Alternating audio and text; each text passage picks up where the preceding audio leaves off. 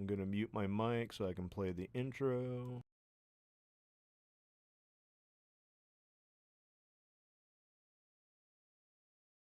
Coming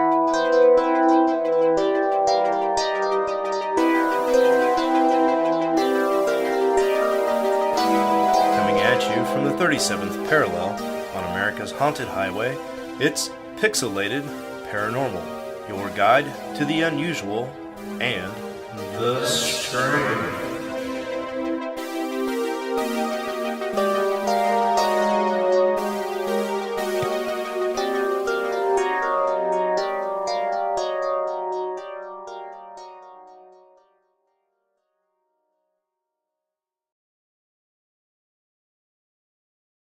Well, what's up, everybody, and welcome back to Pixelated Paranormal. This will be episode 267. I, of course, am Shawn, and with me, as always, is Presto. How are you, buddy? What's up, all you cool ghosts and goblins, you crocodoons and crocodingos and skeletors and skelettes? Daddy's doing pretty good, because my boys just won their football game. So, by the Oh, hair on our chinny chin chin, it was a close call. So, thank you, Bengals player number 58, for pushing our guy into the bleachers and, getting oopsies. a flag called on the field and moving us up 15 yards so we could kick our field goal and win the game by 3 points. Oh, wow. Look at that, huh? Anyways, I'm still more tired than a big dick bat, but my name's Preston. Hope you all are doing good. Well, cool, man. I'm happy for you and the Chiefs. That's pretty cool stuff. I did not know how that game ended. Oh, actually, I did. Shayla told me right before we recorded. Yeah. But any hoozle, that's good news, man. So, is this their second or third time at hitting the Super Bowl? This would be, in recent years, this will be their third time, so hopefully they fucking pull their heads out of their asses and get us another win. Yeah. Well, there's always hope, buddy. Any given Sunday. Yeah. Well, on this episode, we're finally getting to the topic that you were teasing for the longest time, the tale of Montezuma's treasure. And this is awesome because I really don't think I know anything about this one, buddy, Oh, at all. nice. Nice. Yeah. Yeah. And then I have the Baltic Sea Anomaly that I want to share if there's enough time at the end of the episode. So Oh, if I mean, not, there we'll should be. I shoehorn that into the next time. I want you to cover it because I actually know a lot about this. So Nice. I was Very reading your nice, man. article Well, and I was like, what the fuck are they even talking about? And then, like, I think they're talking about the Millennium Falcon. Like, Han Solo crashed the Millennium Falcon in the bottom of the Baltic Sea. And then I realized, oh, yeah, well, that article was way off. So I'm going to let Shawn present that article and I'm going to push up my nerd glasses. So, nice. There you go, man. There you go. Well, heck yeah. I am trying to figure out exactly how to do. I'm trying to monitor our YouTube chat here. And I realized last time that for whatever reason, there's a weird thing on here where it shows you the active chat and then it filters out some of the other chats. So I don't know how to. Yeah, this says top messages. I don't know how to filter through that. Never mind. I just figured it out, folks. Looky there. Looky there. Live TV. live Well, TV. let's start things off with a little bit of news, shall we? Because I found some really interesting stories I want to share with you and everybody else. And I think it's a great way to kind of wet the whistle before we get things going for Montezuma's treasure. Yeah. From the Mirror, a couple is now spooked after watching their CCTV footage showing the potential for a dead family member walking their dog. A couple believe their CCTV may have captured the ghost of a family member trying to walk their dog from beyond the grave. A father of two, Matthew Kane, was lying in bed when his wife, Lauren, spotted the mysterious figure while scrolling through footage on their weekend's CCTV footage. The eerie clip shows a pale figure out of their old antique cabinet appear and walk, with what they say is a purpose, alongside their Australian shepherd before disappearing into thin air. And this occurred back on Sunday night, January 14th, so about 2 weeks ago. The 35-year-old construction company manager admits he had a look of terror come across his face when he saw the unusual specter. But even more creepily, the cabinet that the specter appeared from is one that holds the ashes and urns of several dead pets and other relatives, along antiques from all across the world, leaving the family wondering if it was truly a ghost. Because, yeah, I'd say it was. You got a cabinet of curiosities and dead people. I'm going to go ahead and guess you had a ghost. I don't know. Did you watch the video on this? I didn't. I did not. I couldn't I get didn't the know mirror that to was bring part up of the my. video. I didn't know that was part of my homework. Had I known that was my homework, I would have watched it. But I figured All since good. hey, Daddy put the bulk of the episode together, and I gave myself all the speaking parts. That I'd let Shawn take over the driving wheel for the news like always. So All good, all good. I couldn't get the video to work on the Mirror UK either, so we'll post a photo. I'll try to get it to work and I'll post a photo to the Instagram. But Matt says what's strange about the video is the fact the dog didn't bark or seem bothered by the figure walking out of the cabinet. And he says it's possible the dog didn't even know it was there, or this is something that visits the family often enough the dog's used to it. He said, my dog's father like, died in a "What's up, car accident. Jerry? Let's go ahead Ooh, and take me for a my walk, motherfucker." right. My father died in a car accident with my brother and stepmother when I was 14. All his things are in that cabinet. The accident happened 20 years ago. I've been asking him for a visit for many years, so maybe he finally did, which could explain why the dog didn't bark because it was a familiar family member. Well, our next story, guys, I don't have a good segue. All I can say is I got a really strong trigger warning here because it does involve a little bit of violence. The annual Kite Festival saw competitive kite flying reinforced with metallic strings in an Indian kite festival this weekend, leaving 6 people dead, including 3 children, all being killed by razor sharp metallic kite strings. A reported 176 people were injured at the Uttarayan Festival in Gujarat on the west coast of India last weekend, predominantly due to cuts and falls. A boy aged 7 and a girl 2 years old were injured after kite strings became entangled around their necks and slit their throats. The deaths took place in many different cities across the region, but 2 men in Gandhim in Gujarat, aged 35 and 20, were also confirmed to have died due to similar injuries. The International Kite Festival, which sees approximately 8 to 10 million people participate from around the world every year, marks the day when winter slowly turns into summer on the Indian calendar. However, the festival also sees revelers take place in deadly word salad. However, the festival also sees revelers take place in deadly contests as to try to cut the strings down from each other's kites. It's said that three contests led kite flyers to reinforce their kite strings with glass, powder, or even metal, making it sharp enough to cut through other people's strings, leading to horrifying deaths. Kite flying has become notorious for causing deaths and serious injuries across India. Holy cow, man. That's Yeah. insane.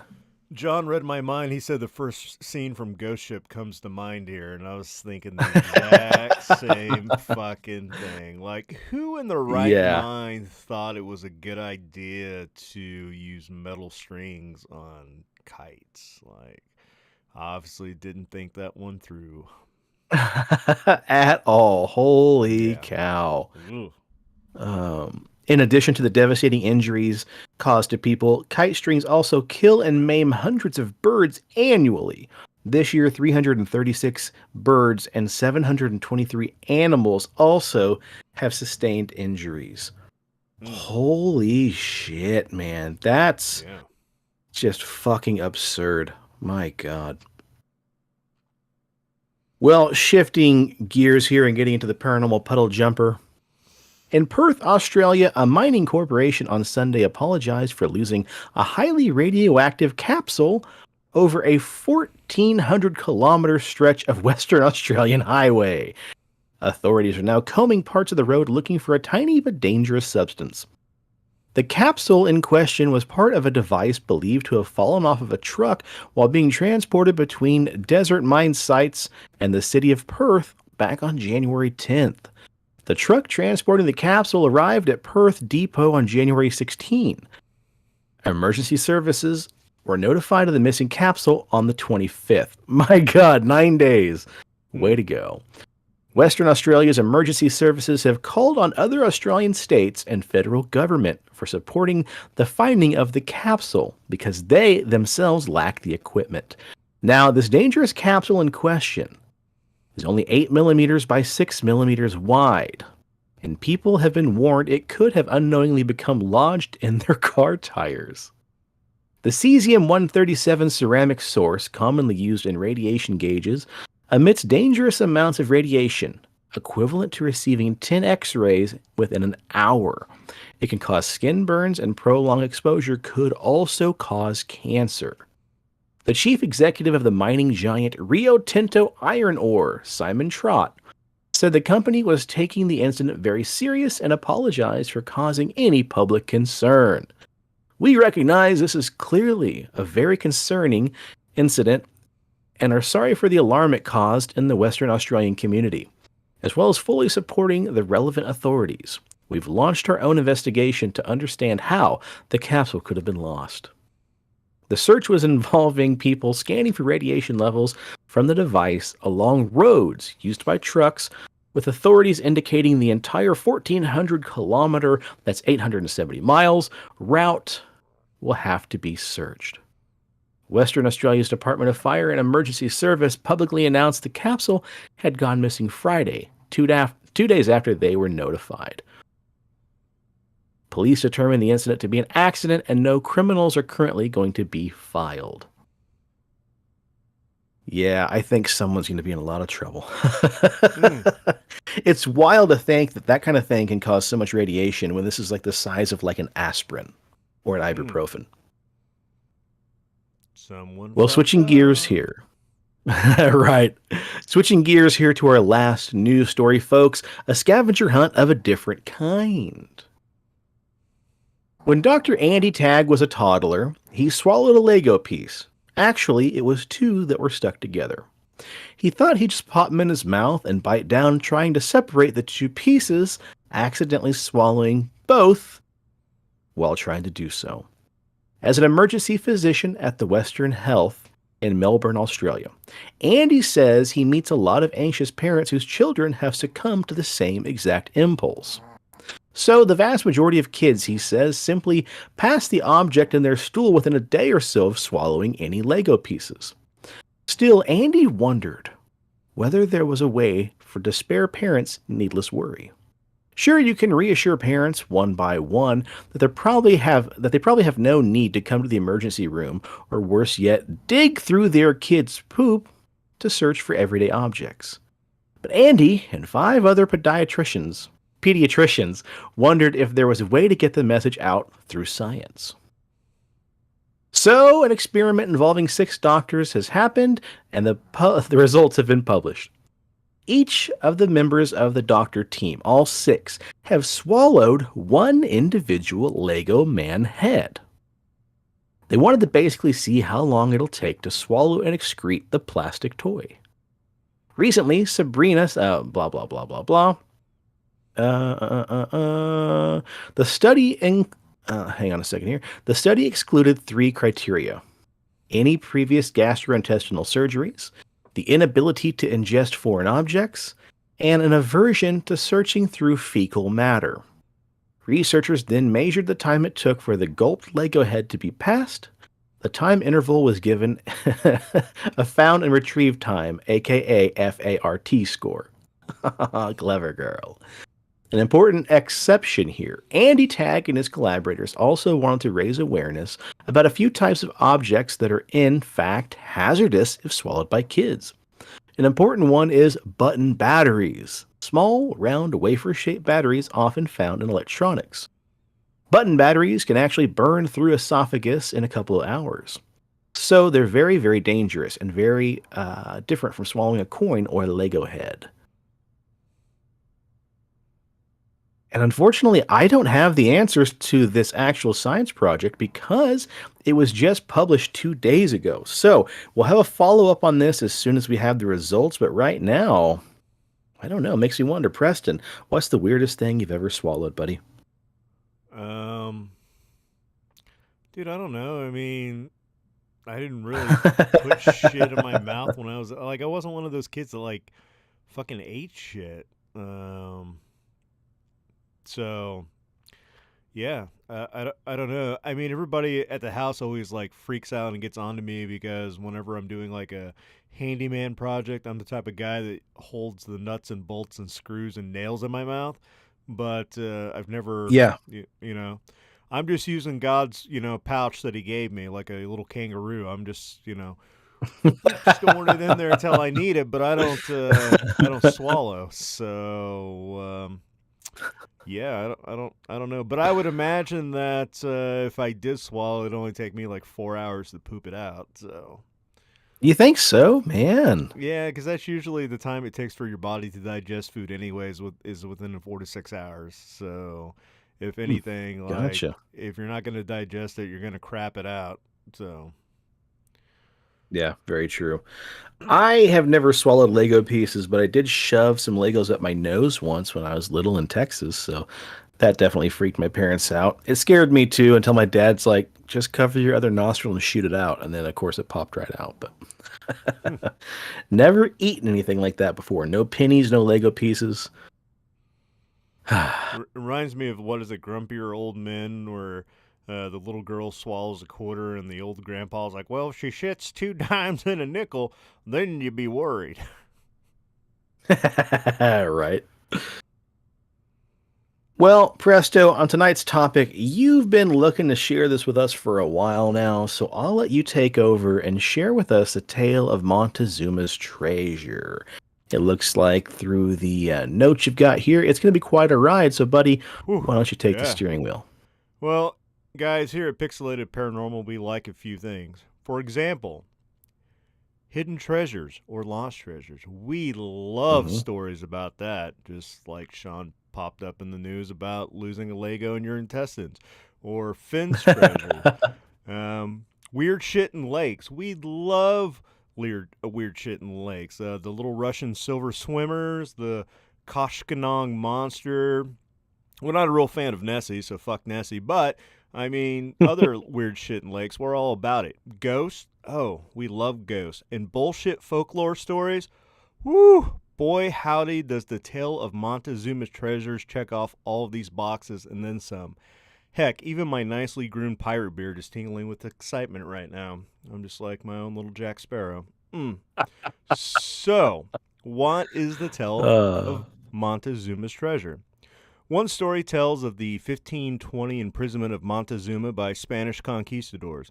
With the conquistadors demanding a ransom in gold, runners were dispatched to warn tribes to hide their treasure. And, they took off with it and hid it. Hence, Montezuma's hidden treasure. However, none of the histories of oh. the conquest, such as the True History of the Conquest of New Spain by Bernal Diaz del Castillo, say that Montezuma was ever held for ransom by the conquistadors. That's because winners, write the history, or that any people of the area were told to hide their treasures from the Spanish. So possible bullshit. Already checking off a box. A labyrinth was found in modern times at Casa Grande Ruins National Monument, which led to the speculation that it might be home to some of the fabled treasure. Extensive excavation of the area, however, has never turned up anything to support this claim. Shit. Bullshit again. Man. Well, according to John Mitchell, in 1847, during the Mexican American War, a Mexican aristocrat named Don Joaquin enslaved the local Apaches to dig for gold in the Sierra Estrellas, but later, as the United States Army entered the mountains, the Apache rose up against the Mexicans who had to hide their gold in a canyon near Montezuma's Head. Most of the Mexicans were killed, but at least one man survived and later went back to the mountains in the 1880s with a treasure map to find the gold. However, the Apaches still controlled the area and the Mexican man was never found, and the lost treasure was also never found. Yeesh. And newspaper articles as far as back as 1895 have published accounts of people who have claimed to have found the lost treasure, but never really have. So, more bullshit. Now, what about the spooky stuff? Baba Drock says, just in time for the tale. Booyah! You are right, Baba Drock. How about a haunted lake, a lost treasure, endangered snails, 8,000 ghosts, and one smiling skeleton? That's right. That's what this story tonight is all about. Welcome to the wacky world of Southern Utah landowner Brant Child. Almost from the day that it was founded by Mormon settlers in the past century, the southern Utah hamlet of Kanab was loomed larger than life. Zane Grey is said to have stayed there in 1912 while writing Riders of the Purple Sage. Don't know anything about it. Sounds kind of lame. Maybe it's a biographical tale of Prince. I don't know. And over the years, Kanab's colorful sandstone hills have served as a backdrop for dozens of Hollywood's westerns. Such movie giants as John Wayne, Gregory Peck, and John Ford have strode her dusty streets and lodged in her motel rooms. But no stranger in town ever caused such a stir as Freddie Crystal. That name already sounds suspicious. Who arrived on a bicycle, and hopefully one of those big front wheel ones, because if it was just a normal bicycle, that's kind of lame. Anyways, he arrived one bright summer day back in the summer of 1914, waving a tattered penny map. farthing, is that what you're talking about? What's that? I said, are you talking about a penny farthing bike? The big wheel with the little wheel? Yes. Okay, gotcha. Yeah. It went over my head for a second, and I was like, wait, are you talking about the big wheel bicycle that I'm thinking of? Yeah, you just sorry, like, interrupt, like so sorry. with a little bicycle, comes into town. Beep, beep, Richie. Anyways, he was waving a tattered map. Crystal announced that he was hot on the trail of a buried treasure, and not just any treasure, the fabled gold of Montezuma. Hoorah, said all the townspeople. We're going to be rich. And Crystal commenced digging holes and sinking exploratory shafts in the nearby Johnson Canyon, the place where, according to his map, Montezuma had stashed the Aztec national treasure in order to keep it falling into the hands of those dastardly Spanish conquistadors. 8 uneventful years pass. Womp womp. Then, word Crystal had uncovered an old tunnel, the entrance of which was sealed but with crude bricks and mortars. So everybody grabbed their shovels and everybody grabbed their pitchforks and they grabbed their lanterns, and within hours, every able-bodied man and boy in Kanab lit out for the hills. As the excitement mounted, town fathers even printed shares in the archaeological dig, issuing them portions to how much work each shareholder did. One who claims to remember those days was longtime Canadian Brant Child. Child recalls that it took a while, but eventually the farmer/prospector succeeded in breaking through the man-made plug that blocked the entrance to the tunnel. It led into a big room, but all we found was just bones of mules and a few artifacts. No gold, but then we found another tunnel, and it had a plug in it too, so we dug it out. At the end of the second tunnel, the gold seekers came upon still another cavernous room, which they discovered a large human skeleton, there might be giants, propped in a sitting position. They called him Smiley. Well, because he was smiling. Of course they did. Anyways, no One-eyed Willie. Yeah, One-eyed Willie. No one else in the room was smiling, however, because there was no gold whatsoever. God damn it. Only a handful of pre-Columbian artifacts plus a sacrificial altar.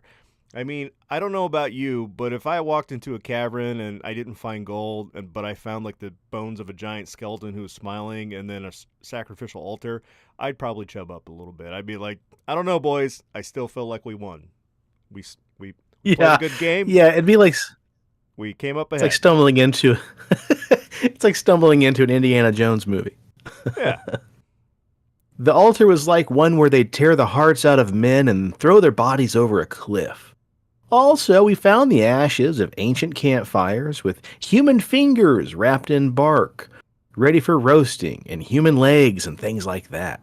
I Ooh. mean, everybody says giants were cannibals, so we shouldn't be surprised that they found a sacrificial altar. They found bones that look like had been gnawed on. They found roasting pits and all that. I mean, so far this story is Yeah. actually adding up. I mean, I like where it's going. Anyways, disheartened, the citizens of Kanab struck their tents, shouldered their shovels, and trudged back to their potato fields. Womp womp. Only sporadically after that did anyone ever go looking for Aztec treasure in Johnson Canyon. As far as most folks around Kane County were concerned, the case was officially closed. One who didn't give up, however, was Brant Child, who had seen and heard enough to suspect there might be a grain of truth in Freddie Crystal's crazy story. As for the skeleton buried in Johnson Canyon, Child pretends it was a diversion, a red herring, so to speak, designed to throw gold seekers off the track. The actual spot where Montezuma buried his treasure, he believes, is another canyon 10 miles to the west at the bottom of an algae-green pond. Child's theory took root one day as he was exploring Three Lakes Canyon and came upon a symbol scratched into the face of a sandstone cliff, a mark he recognized as Aztec treasure sign. Ooh. Mm. Not long afterwards, he made an offer to buy the property, and rumors that had circulated around NAB for years that it was the largest of the three lakes was haunted. They said a stagecoach went off the road into it, and then it sank, and everybody aboard had drowned. They also said it was a bottomless lake. Not long after he acquired the deed to the lake 10 years ago, Child put the lie to the second rumor. Equipped with a 2,000 feet rope, he rode to the middle of the pond and lowered a weight. It turns out that the lake isn't bottomless. It's 35 feet deep. So that interested me because I'd read in National Geographic that the Aztecs always liked to bury their treasure in water traps that were 35 foot deep. What the crafty Aztecs would do, Child explains, is dig a tunnel leading to the treasure trove and then flood the entrance by damming a stream and creating a lake. And to make sure that no one gave away the hiding place, everyone who had a hand in the project would be killed, ergo, the ghosts that haunt the area. How many ghosts, Shawn? 5? 6. 10? 6. I would say that that's a good guess. But Child, who reads a lot in National Geographic and somehow knows Aztec symbols etched into the rock, estimates the number of Aztec ghosts that inhabit his wetland at around 8,000. That's how many he figures it would take to transport 45,000 pounds of gold from Mexico City to Kanab, assuming it would take about a week for a runner to cover the distance carrying a 50-pound sack of gold on his back. The Aztecs could accomplish such amazing feats because they were the finest ultra-marathoners the world had ever known.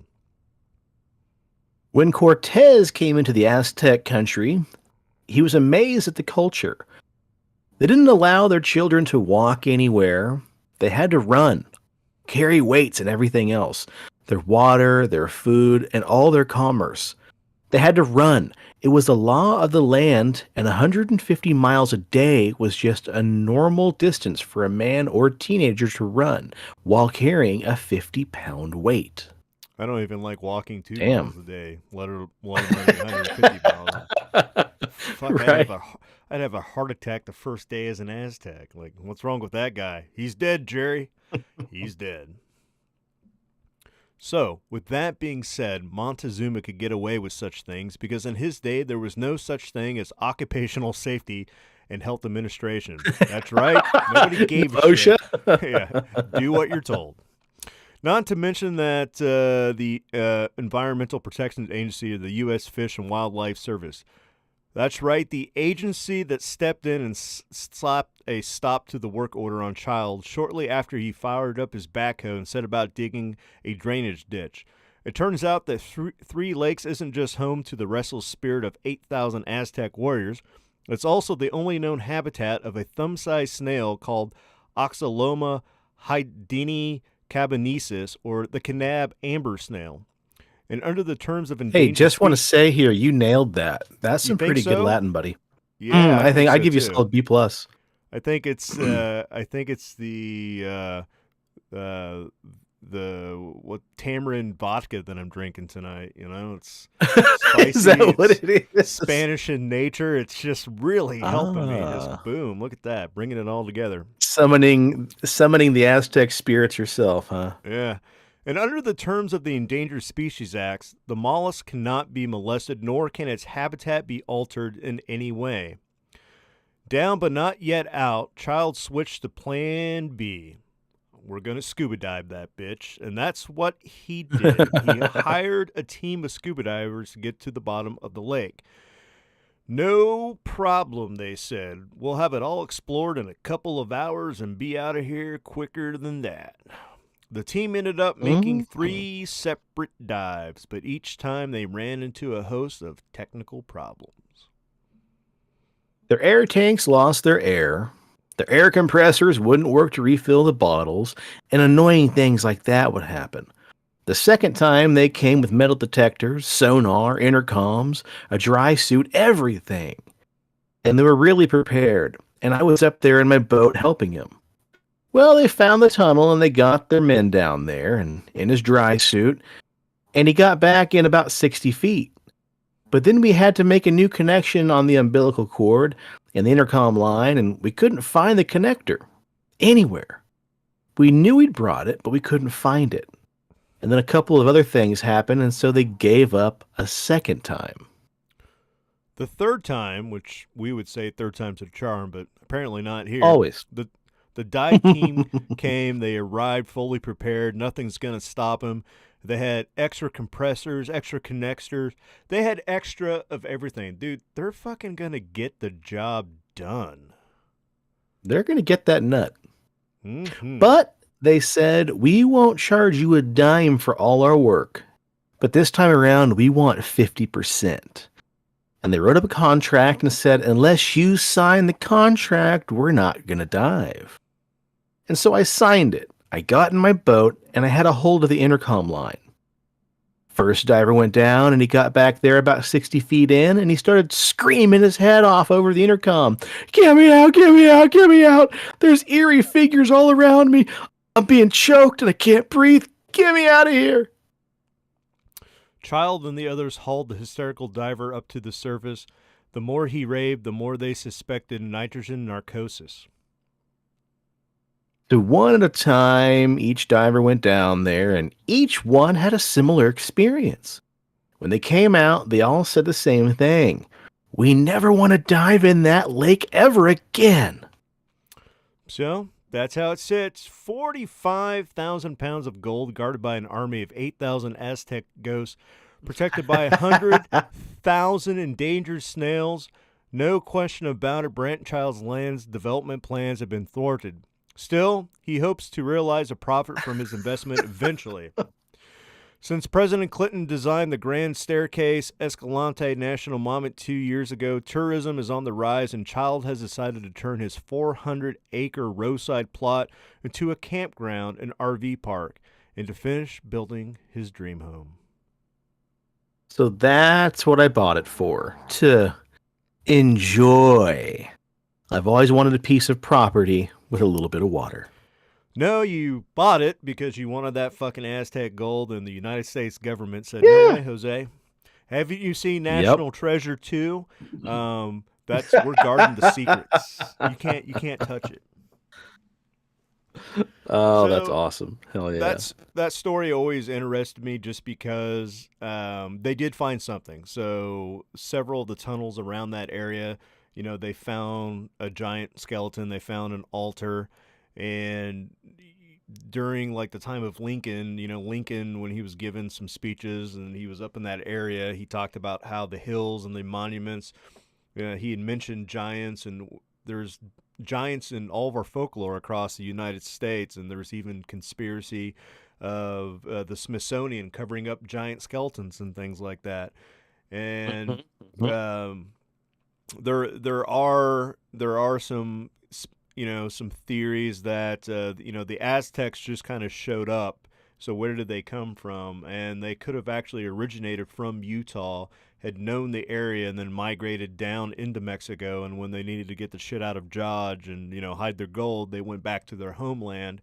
And then he did find a tunnel at the bottom of the lake. There is a tunnel, but because of these goddamn amber snails, nobody's ever going to be able to get down in there and dig it up. And you know, five, six, seven divers all experiencing the same hallucination. I mean, that makes you question Yeah. what the fuck is going on. So, I mean, I think they should have just, put some bags of salt and some holy water in like one of those little, message in a bottle and just gone to diving and then boom, dude, get the fuck out of here, ghost. It's my treasure. Little sage spray in there, they'd be just fine. It's all you need. It's all you need. Hey, I was going to ask you something. Speaking of sage spray, I was talking to our friend Leslie the other day, and she brought up a really interesting question.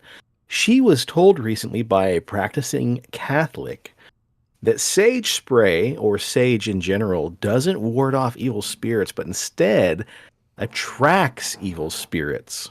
Do you know anything about Really? that? No, but I could ask my mother-in-law. I mean, she's a practicing Wiccan, so I mean, Oh, yeah, yeah. we'll see what she Yeah, you says. might bring that. Yeah, bring that up to her and see what she has to say, man. I'm curious to know. I just remembered because I saw Leslie and John were in the chat for the stream there. So, well, it looks like we've got a little time on our hands, buddy. So I'll go ahead and jump into the Baltic Sea Anomaly. So Mm-hmm. again, hop into the old pixelated puddle jumper, and we're gonna fly all the way over just off the coast of Sweden into the Baltic Sea, with a waterway existing clear back before Vikings.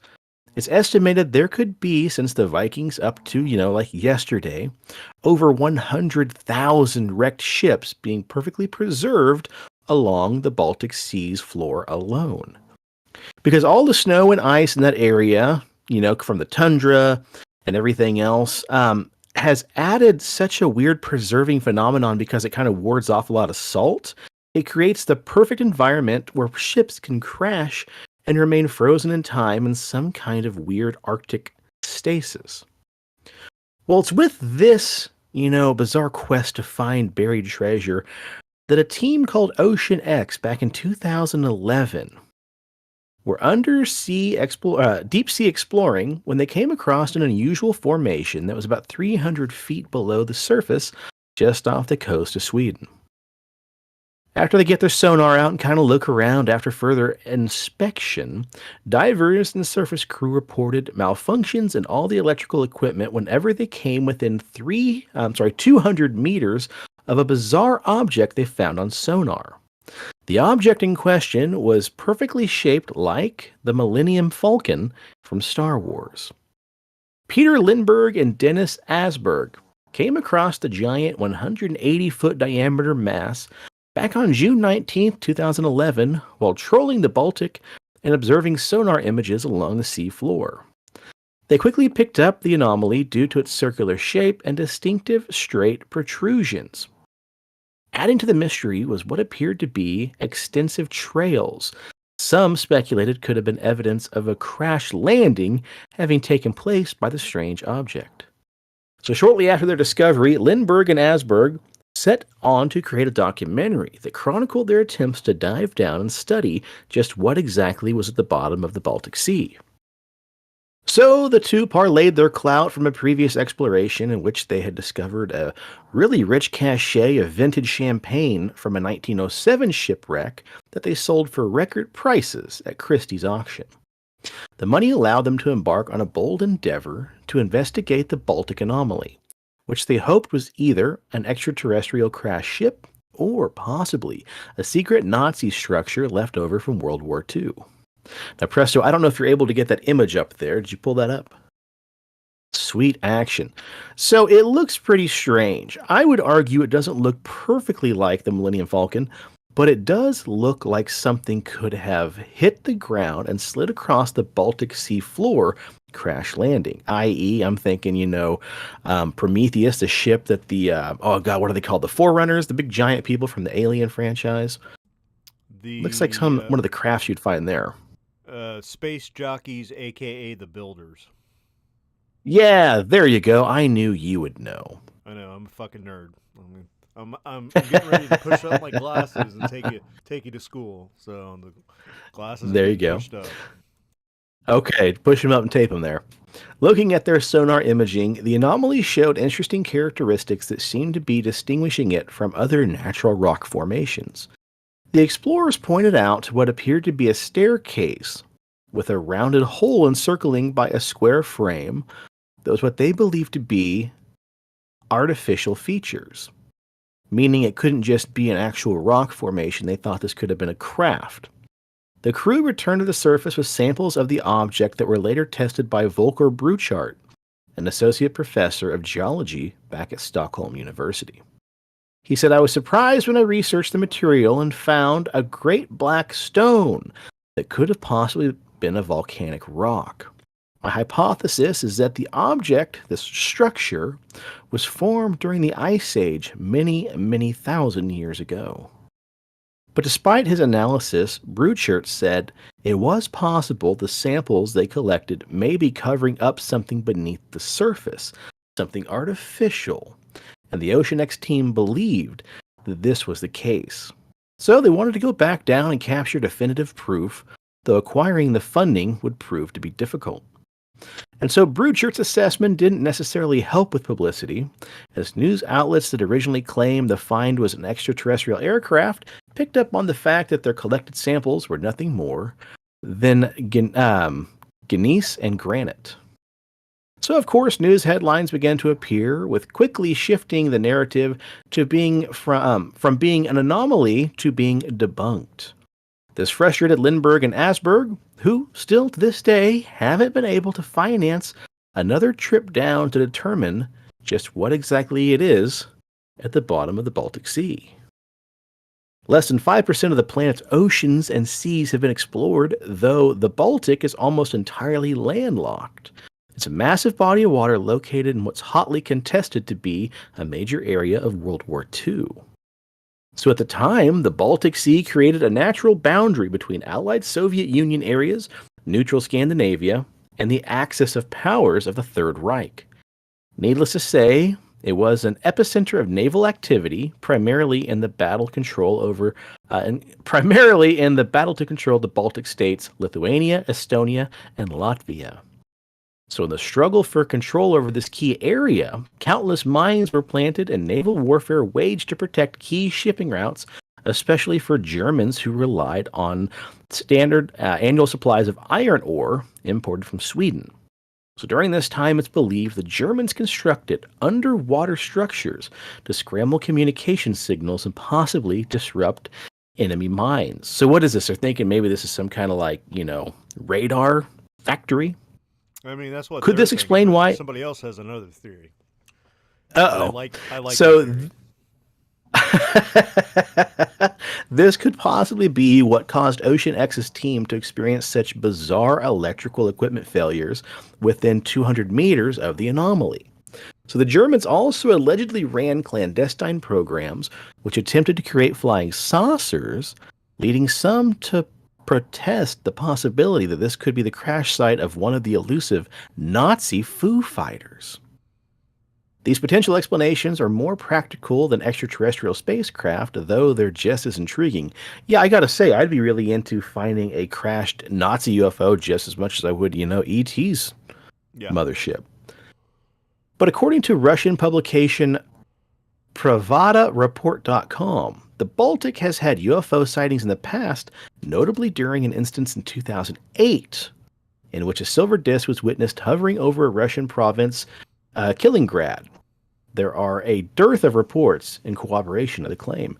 And like we talked about a few episodes ago, apparently Russia claims they shot down a UFO as well. Mm-hmm. Mm-hmm. Now, in a recent update, Lindbergh and Asberg haven't posted any updates to the Ocean X page in quite a few years. However, a YouTube video from 2012 appears to show another trek down to the anomaly in a submarine rover. Unfortunately, the video doesn't provide much in the way of answers or even anything visually distinctive, as there's not a lot of sand and dust kicked up, which obstructs the view. However, there is a momentary glimpse of one of the anomaly's walls, showing a rock face that appears too smooth and well shaped to be a natural feature, though this is an observation from a layman's perspective. In subsequent reports, there have been claims the rock samples tested during the limonite. Jesus, if I could read. In subsequent reports, there have been claims that rock samples test turned up laminite and geothite metals. One geologist claims it couldn't be found during which couldn't be found naturally occurring underwater in the Baltic Sea. Others studying the inconsistencies have strange features of the anomaly. They say that they have compared Yonaguni Monument off of the coast of Japan to being something similar to the anomaly in the Baltic Sea. Located just 25 meters below the coast of Yonaguni-jima Island, this ancient ruin presents another blah, blah, blah, blah, blah, and we'll cut that part off. Mm-hmm. So I don't know, Preston, what do you think? You kind of always been into this kind of stuff more than I have, and apparently you have more answers than I do. Elaborate a little bit more. What exactly are we talking about with this anomaly? So when it came out, however many years ago, people were like flipping their lid over it. When I first saw it, I was like, Mm-hmm. "Holy fuck!" Like, it's a fucking UFO in the bottom of the ocean. Hell yeah, we're gonna get some Yeah. answers. And Mm-hmm. they have gone back several times. Maybe not the original divers, but other people have gone back and have done sample dives and everything. And it is a rock formation, so it is stone. Oh. Yeah, and so the one team that went back, when you can kind of see in the picture on the screen there, you can actually see the debris field. So it was actually drugged Mm-hmm. across the sea floor. And you look at the shape, you can see a staircase, and yes, it's very reminiscent of the structure that's underneath the ocean off the coast of Japan. So in the Baltic Sea, if you go back about 10,000, 15,000, 18,000 years ago, you can give yourself a wide swing there. Mm-hmm. Captain Scott doesn't like our fabled Christmas story that we always tell about the mushroom shamans in Russia, right? The mushroom Uh-huh. cults. Uh-huh. And if you follow that track, so when you actually do like sonars and you look at that debris field, you can see kind of where it slid in and where it got drugged all the way across. And if you go to the beginning of that, not too far from where it starts, about 15,000 years ago, give or take, that was all dry land. That was above the ocean at the time. And then something happened, the sea levels rose, and it's theorized that a tsunami hit the area and it picked up that object and basically drug it across the seafloor. And the one guy that analyzed the stone, the markings, the staircase, he theorized that it's actually what we're seeing from the top-down view is the top of a megalithic structure representing a mushroom from the mushrooms cults around Siberia and the Baltic Sea. And because it got What? got wiped out in the last ice age and that area flooded, the tsunami picked it up, the monument, and just drug it. So it's not an Mm-hmm. actual metal UFO, but a mushroom cult monument that survived from the ice age. Oh, wow. That's interesting. Yeah, and that for me, like, dude, that nails the head on the, seals the coffin right there. That hits the nail on the head. That's what I think. I look at that, I'm like, fuck yeah, dude, I can see it, because you can go up to, like, the little mushroom shaman can walk up the little stairs, get to the top of the mushroom, fucking high as balls, gives his whole fucking speech, and then all the little mushroom cultists are Yeah. underneath it, and they're drinking reindeer piss. Dude, it all comes together. It makes sense. It's just further proof for our hypothesis about mushroom Santa Claus. Yep. I like it. Heard it I here. like it a lot. Heard it here, folks. Well, that must be what you meant then whenever you texted me earlier and said it all comes back to one of our favorite topics, and you sent me Yep. a gif of a mushroom dancing around. Nice. Nice. Heck yeah, man. And they actually, so Well, they had like a little, I don't know, like a, like the movie James Cameron's Abyss, where they had the little ATV oh, submersible that had the camera on it. So they had one of yeah. those around it, and they got to the side of the rock formation, and you can see signs of where the stone has been smoothed out, and it actually does from the bottom side look like a mushroom cap. And so it's like I said, when you follow the debris trail and you go far enough back, you can actually see like stone ruins of like a village or like other structures that would have been above ground 15,000 years ago. So when you start adding all those points together, it makes more sense that it's a monument and not the Hmm. Millennium Falcon, which, I mean, I'm all for Nazi UFOs, but I'm also for mushroom cults. That's very true. I'll second that notion. Yeah. Well, good one, buddy. I like this one. I want to know more about Montezuma, but I think you pretty much hit the nail on the head there. There's nothing more for me to want to look up. Yeah. Interesting. And Well, we want to thank everybody. to further the whole Montezuma thing, like 2 or 3 years ago, there was a article released about Ark Shitty. If you live in Ark Shitty, I'm sorry, but this lady was having work done in her backyard, and they actually found like stonework that had like Aztec gods and like glyphs and everything on it, and so the whole Mhm. area around Ark City, parts of the upper part of Oklahoma that is on the Kansas border right there, that used to be the top of an Aztec empire that Native Americans and the Aztecs would kind of come together, and it was like a trade city. So this idea Whoa. that this would be a point, and there's even reports of the conquistadors when they talked about trying to follow the trail of Montezuma's gold or trying to find like the Fountain of Youth. They talk about coming to a land that was like flat and it was cold and it was gross and there was like stalks of wheat. And when you go back and look at those reports of what they wrote, I mean, it sounds like Mhm. Oklahoma, Kansas, and so it's not that much of a jump of to think that yes, they came through Kansas. I mean, shit, if they can run 150 miles a day with 50 pounds, they could have came up through the city center, cut their way across, made their way up into Utah. Bada bing, bada boom, baby. Wow, fascinating, man. And of course, you're talking about Ark City, Ark Yeah, City, Kansas. yeah. Oh, did I There say you arc go. shitty? I'm sorry. You a couple times. Uh, Nice. Well, we want to thank all you guys for joining us and gals for joining us today on our stream here. Thanks for coming on, Leslie and John and Baba Drock and everybody else. We really appreciate it. We hope you guys are enjoying these live streams. It's kind of fun. Again, you see how the pixelated sausage gets made here. mhm. Some of the stuff gets cut out, so normally these episodes are, 5 or 10 minutes longer than the actual audio, so that's kind of fun. But yeah, I think fingers crossed, man, we stay on the schedule. Yeah, Recording 9:30 Sunday nights, and then I'll start dropping episodes on Wednesdays. So if that works for you, it works for me, buddy. yeah, And it works we've for me. actually committed to it now. Yeah, Awesome. Hell yeah, yeah.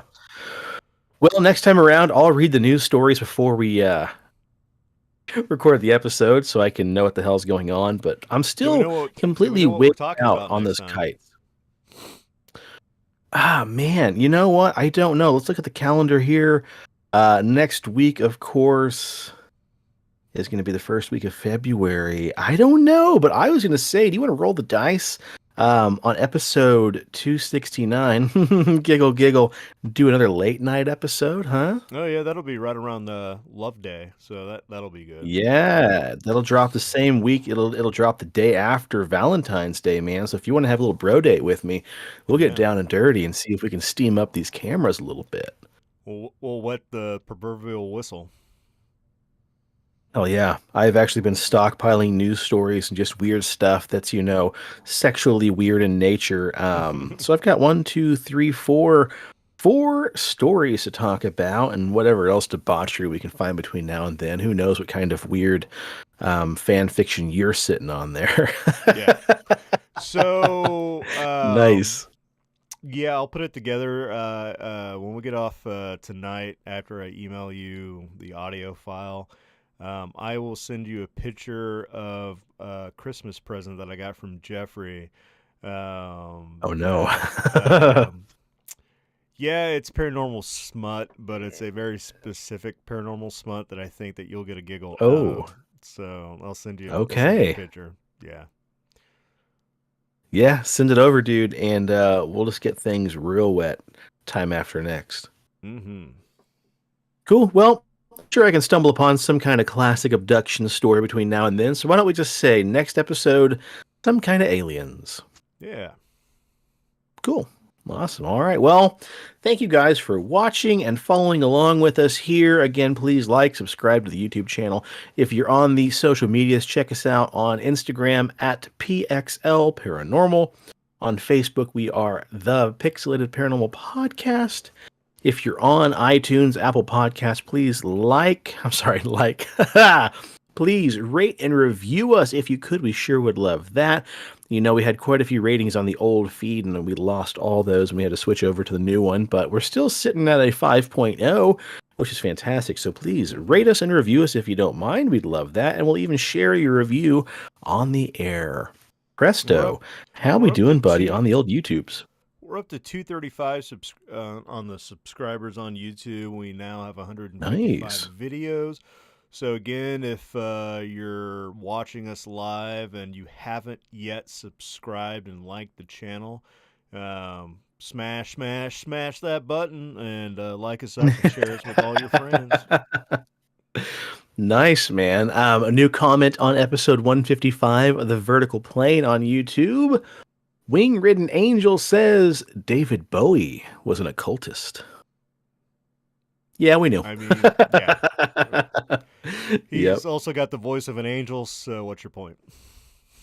Oh, I would say yes, we did know that, and I really want to deep dive into music and the occult, and talk about Led Zeppelin and all that good stuff one of these days. So maybe this spring we'll jump into a multi episode musical deep dive. Yeah.